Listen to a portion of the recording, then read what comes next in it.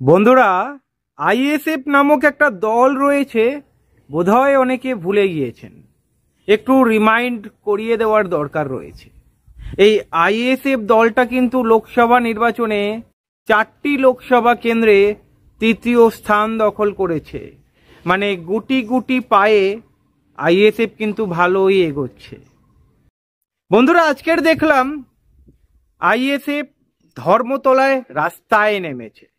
আবু সিদ্দিকী, আপনারা জানেন পুলিশ কাস্টাডিতে নিয়ে কিভাবে পেটানো হয়েছিল আবু সিদ্দিকীকে।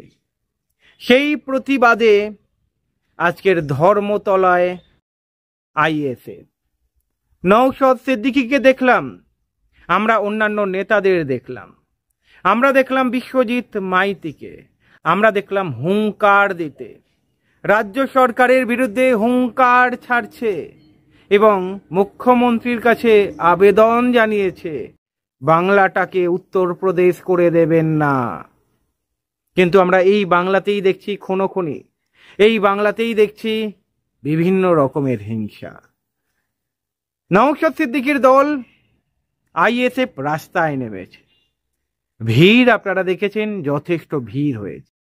আর এই আইএসএফ দলটাকে যে হালকাভাবে নেওয়া যাবে না, সেটা হাড়ে হাড়ে টের পাচ্ছে আমার মনে হয় অন্যান্য রাজনৈতিক দলগুলো। যেই দলটার প্রচারে তেমন তারতম্য ছিল না লোকসভাতে, সেই দলটাই যখন 4টে লোকসভা কেন্দ্রে তৃতীয় স্থান অধিকার করে, প্রায় 15টা-16টা বিধানসভা কেন্দ্রে ভালো রেজাল্ট করেছে, সেই দলটাকে আর যাই হোক হালকাভাবে নেওয়া যাবে না। আমরা দেখতে পাচ্ছি নওশাদ সিদ্দিকী বাড়ি বাড়ি যাচ্ছেন, কথা বলছেন মানুষের সঙ্গে, জনসংযোগ স্থাপন করার চেষ্টা করছেন। আর নওশাদ সিদ্দিকীর যে জনপ্রিয়তা বেড়েছে, সেটা আপনিও স্বীকার করতে বাধ্য হবেন। এটা বলছি না যে অন্যান্য দলগুলো হাত গুটিয়ে বসে রয়েছে, নিশ্চয়ই অন্যান্য দল তাদের মতো কাজ করছে, কিন্তু আইএসএফ কিন্তু ধীর গতিতে এগোচ্ছে। আইএসএফ কিন্তু আবার একটা জোরদার ধাক্কা দিতে পারে 2026 বিধানসভা নির্বাচনে। গুটি সাজানো শুরু করে দিয়েছে আইএসএফ। আমরা ধর্মতলায় যেটা দেখতে পেলাম, এটা তো শুধু সুরবাদ। যেটা আমরা শুনতে পাচ্ছি, আইএসএফ আগামী দিনে আরো বড় সড়ো আন্দোলনের আকার নিতে চলেছে। বন্ধুরা, এই আইএসএফ দলটাও কিন্তু তৃণমূল এবং বিজেপির বিরুদ্ধে লড়ছে। তৃণমূলের স্বৈরাচারী এবং বিজেপির স্বৈরাচারীর বিরুদ্ধে এই আইএসএফ দলটা কিন্তু লড়ে যাচ্ছে।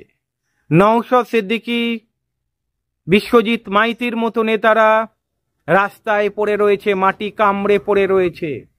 হাজারো হাজারো কর্মী আবেগে ভাসছে নওশাদ সিদ্দিকী ভাইজানকে নিয়ে। আগামী দিনে নওশাদ সিদ্দিকী ভাইজানের লক্ষ্য একাধিক বিধানসভা কেন্দ্র পশ্চিমবঙ্গে দখল করে নেওয়া, আর সেই দিকেই কিন্তু আইএসএফ এগোচ্ছে। আমরা যে দেখলাম আজকের প্রতিবাদ, যথেষ্ট তাৎপর্যপূর্ণ প্রতিবাদ ছিল। আপনারা দেখেছেন হাজারো হাজারো মানুষ এসেছিল ধর্মতলার বুকে। তাই এই আইএসএফ দলটাকে ছোট করে দেখার কোনো মানে হয় না। জানি না 2026-এ আইএসএফ দলটা একা লড়বে কি বামফ্রন্টের সঙ্গে লড়বে, সেটা আগামী দিনেই পরিষ্কার হবে। কারণ এখনো তো কোনো দল খোলাসা করে কিছু বলছে না। তবে হ্যাঁ, নওশাদ সিদ্দিকী বার্তা দিয়ে রেখেছেন, যদি সম্মানজনক জায়গা দেওয়া হয় তাহলে অবশ্যই সঙ্গে রয়েছে। সম্মানজনক জায়গাটা কি, সেটা আগামী দিনেই স্পষ্ট। সভাতে উনি যেইভাবে বলেছিলেন, ঠিক তেমনটা বিধানসভা নির্বাচনেও কি হবে জানি না, আলটিমেটলি কি হবে। তবে হ্যাঁ, আইএসএফ যেভাবে এগোচ্ছে, নওশাদ সিদ্দিকী যেভাবে লিড করছে আইএসএফ দলটাকে, যেভাবে জনসংযোগ বাড়াচ্ছে, মানুষের সঙ্গে জনসংযোগ বাড়াচ্ছে, বলা চলে আগামী দিনে এই আইএসএফ দলটা কিন্তু ঝাঁপাবে। এবং আমরা দেখতে পাচ্ছি দিন দিন আইএসএফ দলের সমর্থনের সংখ্যা বেড়ে যাচ্ছে। অনেক সমর্থক আইএসএফে যোগদান করছে। তারা তৃণমূলকে হারাতে চায়, তারা বিজেপিকে হারাতে চায়। দেখার বিষয় আগামী দিনে 2026-এর আগে আইএসএফ দলটা কতটা শক্তি অর্জন করতে পারে। তবে নিঃসন্দেহে বলা চলে এই আইএসএফ দলটা কিন্তু অনেকটাই শক্তিশালী।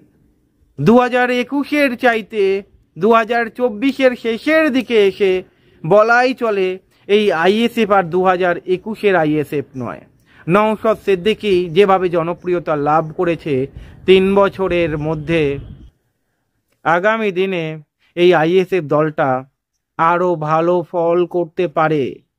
দেখা যাক আগামী দিনে আইএসএফ কেমন ফল করে। তবে আইএসএফ এর আন্দোলনগুলোকে এড়ানো যাবে না।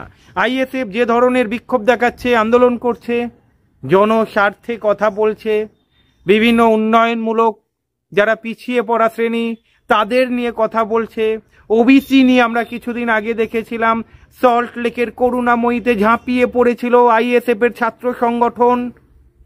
সেখান থেকে তো বলাই চলে এই আইএসএফ কে হালকাভাবে একদমই নেওয়া।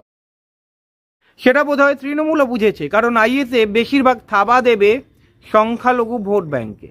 তার মানে এই নয় যে শুধু সংখ্যালঘু ভোট ব্যাংকেই থাবা দেবে, অনেক হিন্দু রয়েছে, যেহেতু আইএসএফ দলে অনেক হিন্দু নেতাও রয়েছে। এই দলটা কিন্তু সেকুলার দল, আর এই দলটা কিন্তু পিছিয়ে পড়া শ্রেণীদের নিয়ে কাজ করে। তাই পিছিয়ে পড়া শ্রেণীদের জন্য কথা বলার জন্যে আইএসএফ যেভাবে প্রতি কটা জেলায় ভিজিট করছে, যেখানে যেখানে সংগঠন শক্তিশালী রয়েছে, কোথায় না কোথায় চলে যাচ্ছে, কুঁড়ে ঘরে বসে মাসিমা পিসিমা তাদের সমস্যা দেখছে, তাদের সঙ্গে কথা বলছে। একজন জনপ্রতিনিধির কাজ যেটা আছে সেটাই কিন্তু উনি করছে। আপনারা দেখেছেন গতকাল উনি মুখ্যমন্ত্রীর সঙ্গেও কথা বলেছিলেন। মুখ্যমন্ত্রীর সঙ্গে অবশ্যই ওই পিছিয়ে পড়া শ্রেণী যেই বিষয়ে নওশাদ সিদ্দিকী কাজ করছেন তাদের নিয়েই কথা বলেছেন মুখ্যমন্ত্রীর সঙ্গে। আগামী দিনে এই আইএসএফ দলটা আরো শক্তিশালী হবে, সেটা আপনি আন্দাজ করতে পারছেন। হ্যাঁ, হতে পারে আপনি ইগনোর করতে পারেন, হ্যাঁ হতে পারে আপনি বলতে পারেন আইএসএফ বলে কিছু নেই, তবে হালকাভাবে নেওয়া যাবে না এই দলটাকে। কারণ লোকসভা নির্বাচনে একা লড়ে দেখিয়ে দিয়েছে, যেমন বিধানসভাতেও কিন্তু অনেক কটা বিধানসভা নির্বাচনে আইএসএফ দলটা কিন্তু নির্ধারক হবে। আইএসএফ দলটা কিন্তু আগামী দিনের নির্ধারক হবে।